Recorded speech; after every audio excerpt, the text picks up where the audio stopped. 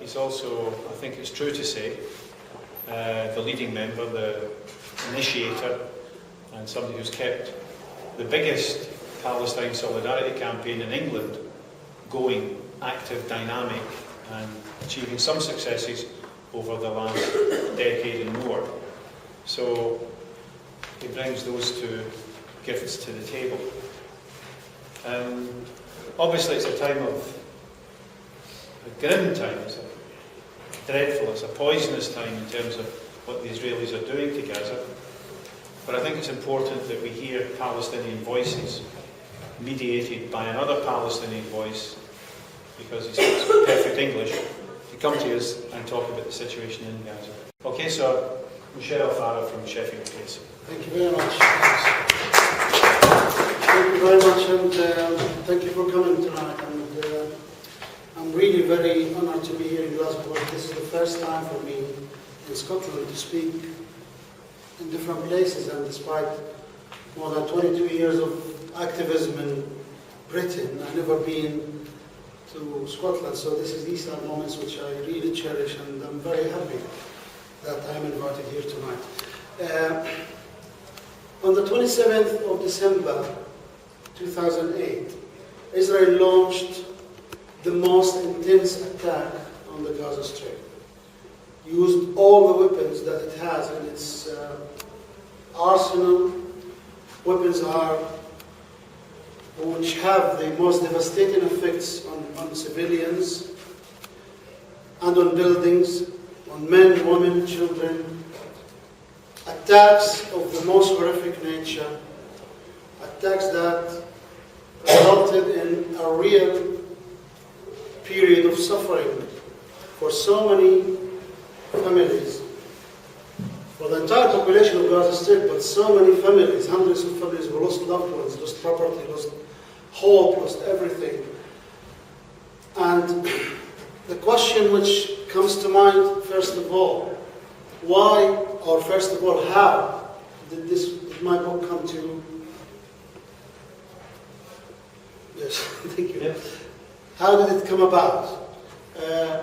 On the 17th of January 2009, 6 brave men from the south of England, near Brighton, stormed a weapons factory called Edel.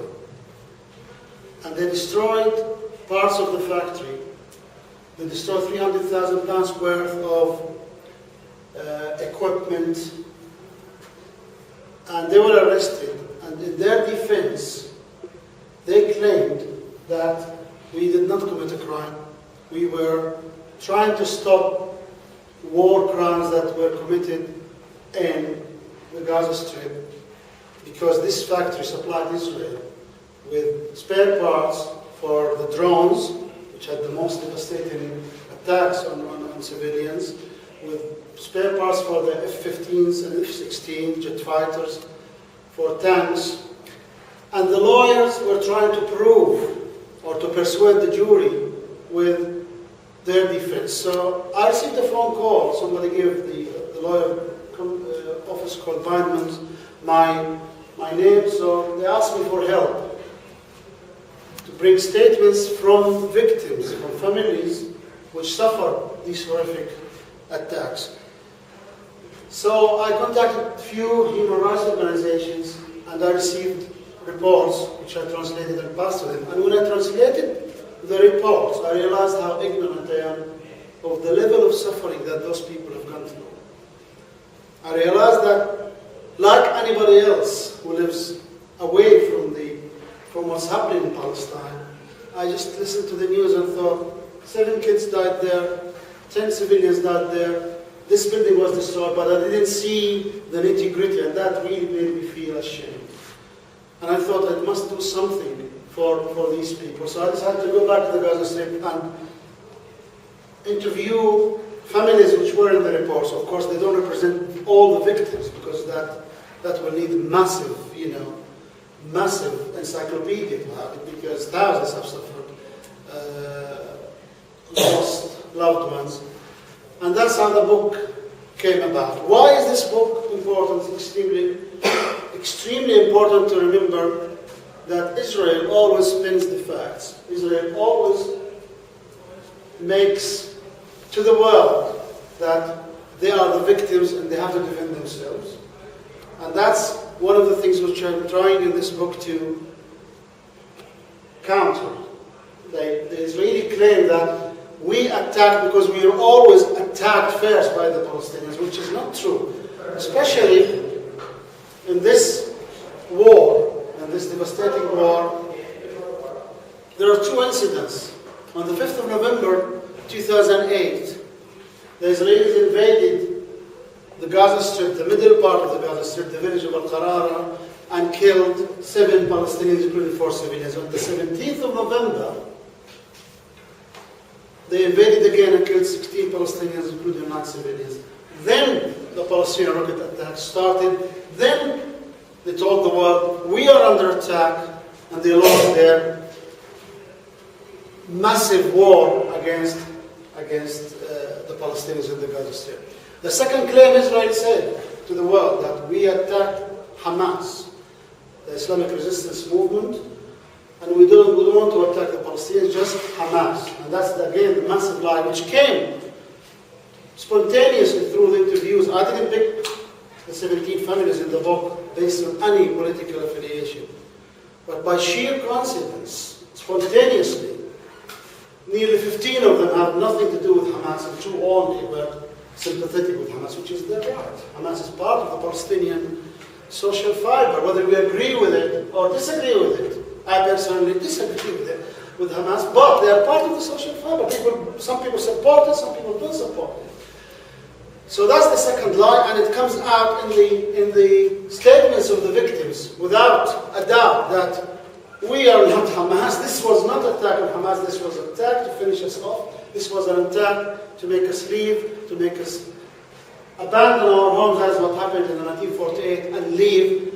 And to be honest, despite the suffering, despite the horrific suffering that the Palestinians went through, the most positive thing that happened, which is a reminder to the Israelis that the Palestinians have learned the lesson from 1948. Some Palestinians who were in Egypt during when the attack started going back to Palestine, and we saw them on TV.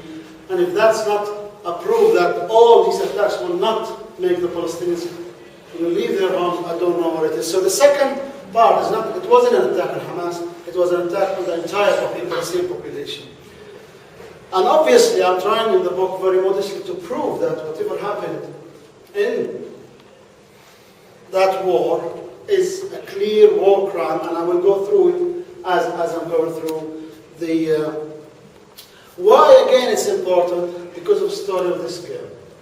Her name is Amira Al-Karim. She was 13-year-old, and her neighborhood was hit by an F-16. She was blown out in the air, landed 3 houses next to her house, and for 3 days people thought that she died with the entire number of her family. All her family were killed in that attack. After 3 days, the owners of the house went back to their house to find this little girl scared, and in a very sweet way she said to them, "I'm really sorry, uncle, I trespassed, but I don't know where I am." And only her, she was the only survivor, Amira and her cat. And when I asked her to interview Amira, she refused. She said to me, I don't want to. She said to the person who I asked to ask her, I don't want to see him. Why would I see him? So many people came and went and did nothing. They just interviewed me, took photos, and they did nothing.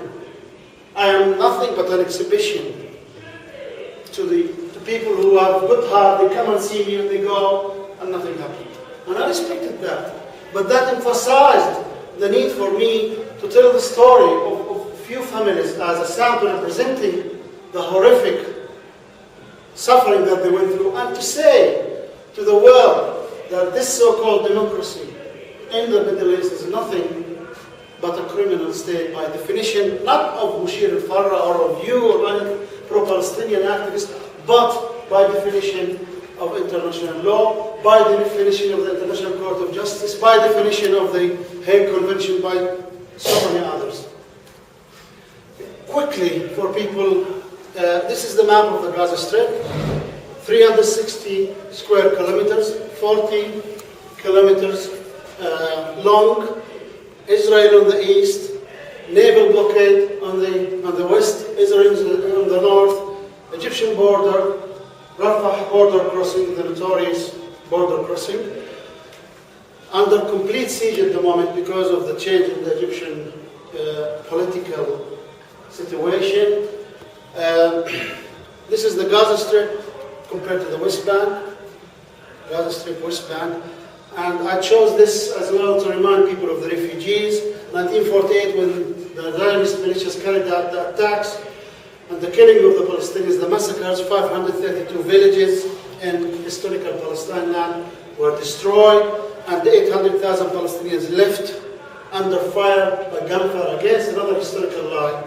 They moved to the Gaza Strip, they moved to the West Bank, they moved to Lebanon, to Syria. And as you can see, a lot of them, many of them went to the Gaza Strip. The Gaza Strip population doubled in 1 month, bringing, of course, a lot of suffering to the area on top of the already suffering.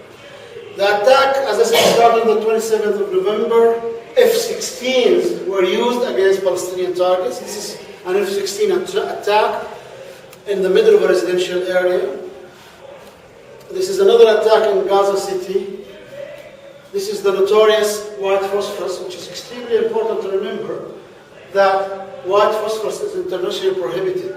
The international law allows it to be used in open area, which is wrong still, but it doesn't allow it to be used against civilians, and this is one of the attacks in residential area. There's another attack of white phosphorus on a different area, and this is one of the most notorious attacks on an area called Zaytun Sharqi, East Zaytun in Gaza.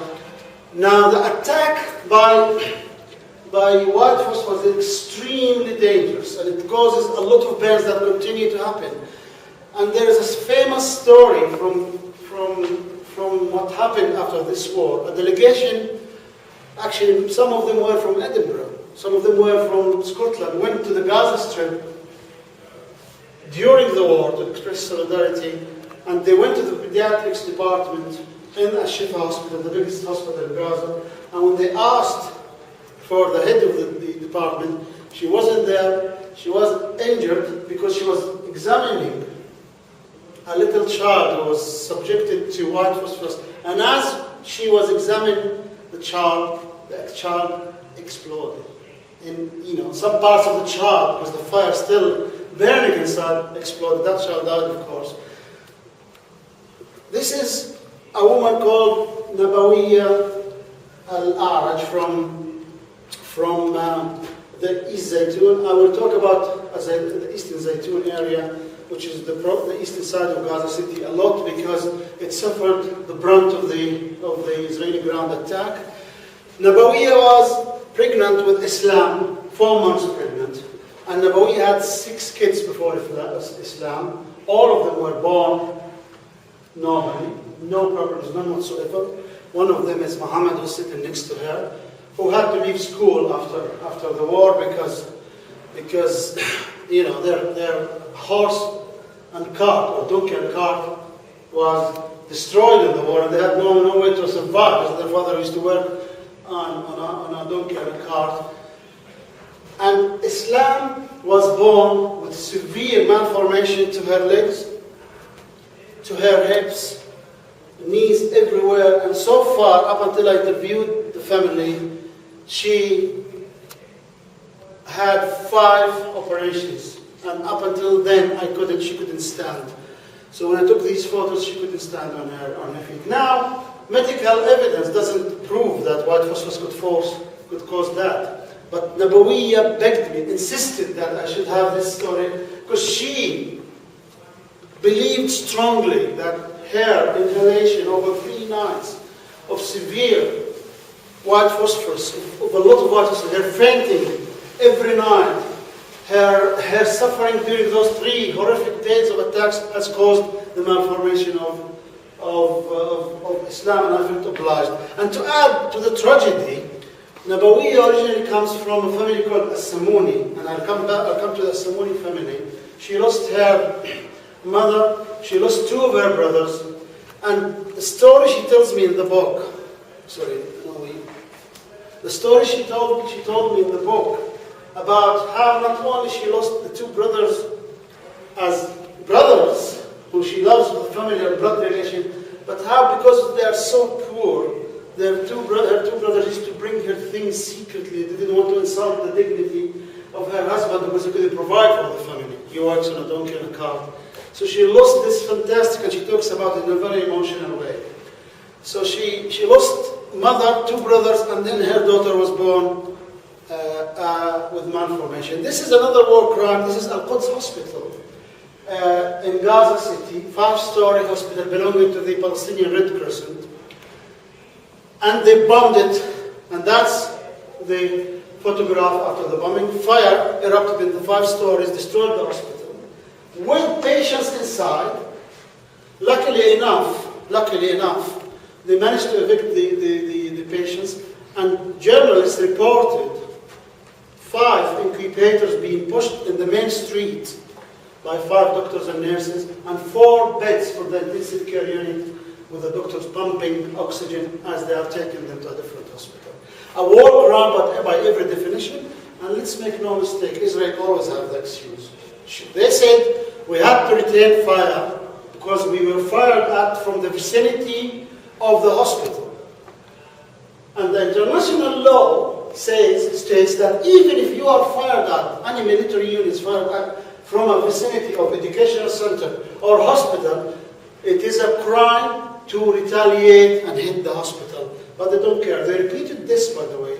Unfortunately, when you follow the Arab-Israeli or the Palestinian-Israeli conflict, you come across traumas and tragedies. In 1996, when they attacked South Lebanon, they bombed a village called Qana, killed 101 civilians. One of them was a 1-month-old baby. And again, the same lie. Hezbollah launched rockets at us from the vicinity of the village. The United Nations, after a year, issued a report denying, it's proven that there was no fighters in the area, condemning Israel for committing the crime, but of course, nothing happens. I mean, if we think of 39 United Nations resolutions that are binding, and they're asking Israel either to stop settlements or to withdraw from 1967 border, or to stop attacks on Palestinians, or stop water, or to allow refugees to return, and nobody talks about it. Nobody wants to talk about them. More than 70 resolutions passed by the General Assembly of the United Nations, because the Security Council is binding, the General Assembly is just advisory. More than 70 again, talking about Israeli crimes, nobody talks about them. The double standard, the hypocrisy of the world is unbelievable, and the hypocrisy and double standard came out in the statements of those families protesting against the double standard, and how can crimes like these happen?